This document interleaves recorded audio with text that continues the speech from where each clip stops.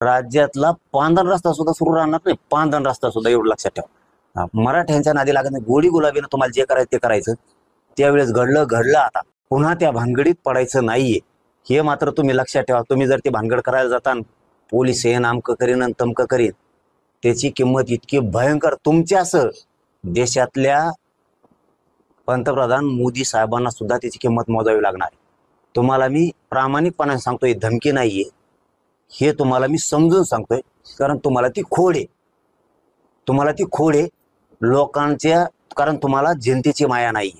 तुम्हाला आई कळत नाही, बहीण कळत नाही, लेकरू बाळ कळत नाही, काय कळत नाही. कळत असतं तर आमच्या 9 वर्षाच्या पोरीच्या पायात गोळी शिरली नसती. इकडून गोळी शिरली ती इकडच्या बाजूने निघली होती.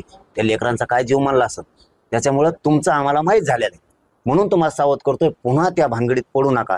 आई बहिणीवर पोरावर जर हात पडला ना, मराठी कोणत्याही टोकाला जातात बरं का फडणवीस साहेब.